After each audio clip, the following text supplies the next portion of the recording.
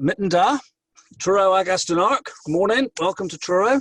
Welcome also to the Truro Green Festival and to the conference, Right Tree, Right Place, wild about Truro and Cornwall, aren't we all? The programme includes speakers with much practical experience, great knowledge and personal and professional enthusiasm abounding for wilding. So I'm sure you'll all have a great green thinking day. It is, of course, our intention to change your life. Wilding is not easy. I know of a place in Truro which was given in celebration to the community by a man who appreciated the tranquility and peace of nature and drew from it a deep spiritual resonance which guided his life. He wanted his gift to be managed in the interests of nature so that others could experience his deep joy and fulfillment. But although it's been managed as such for a long time, it is public land and it's openly accessible. The potency of social media and the new demands of people for space and recreation mean that although its users appreciate the value of nature, they want to ride their bikes, walk the dogs, build their bridges, and to use the land. Nature is experiencing pressure. Wilding means making choices, some of which are difficult and to some extent self-denying. It's a conundrum for a local authority that is not easy because some decisions in the best interests of wild nature will frustrate some people's sense of entitlement and free enjoyment of what their taxes purchase in a free society.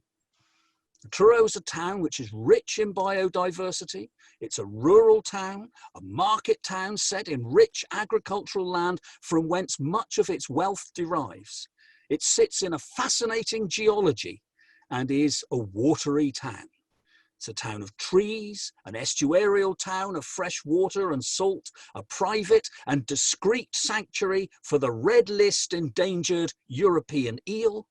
It's a town full of nature's beauty, an oak tree brim full of cackling crow life locked in twilight gossip, camellia full of roosting wagtails, a quiet undershed home for hedgehogs, the dawn cry of the curlew in the wake of the waning moon, the homeward snort of a grumpy badger, and an occasional rat or two.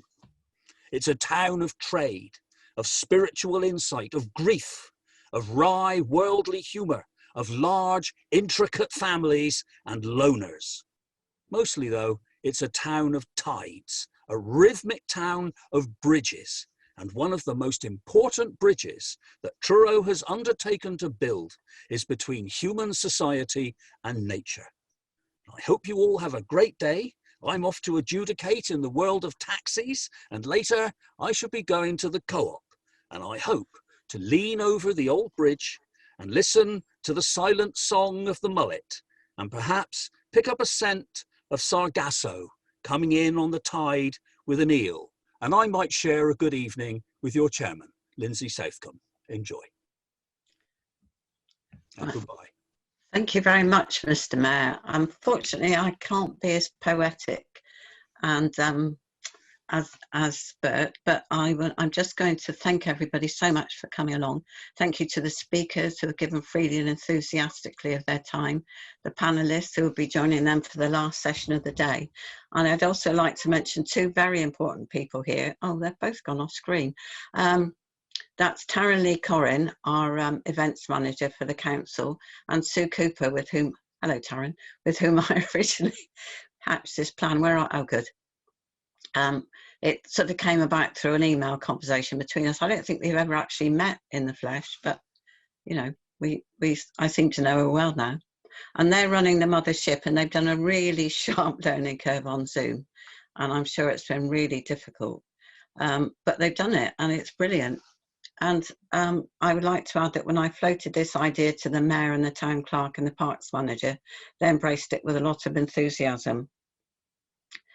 And I'm delighted that as a city council, we can still do our Green Truro event. We've done it every year for quite a while, normally on Lemon Quay in a marquee, and it's always been a really lovely affair, and lots of different stalls.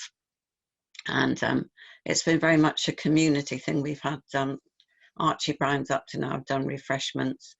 But one thing we always miss was being able to have speakers and to do talks, and also to use other areas of Truro other than Lemon Key. We could only have them on photograph. So this way we do get to explore the other parts of Truro, and we get some very good speakers, and we get to learn and enjoy. The City Council declared a climate emergency some time ago, and the plan is slowly emerging. But I think the management of our green areas is carbon reduction in action. And we know that climate change and biodiversity loss are two sides of the same coin. And you hear about the loss of tropical rainforests, mangrove swamps and Arctic tundra, and it just makes me horrified and I feel helpless. But an antidote to that despair is that we can work locally, that benefits nature, human health and our sense of community. I don't actually like the term natural capital. I don't like reducing the natural world to an economic asset. And I'd like nature to be recognised in her own right, but I do accept the fact that in our personal linear economic system, it's probably the only way we can save her. We have no law of ecocide at present.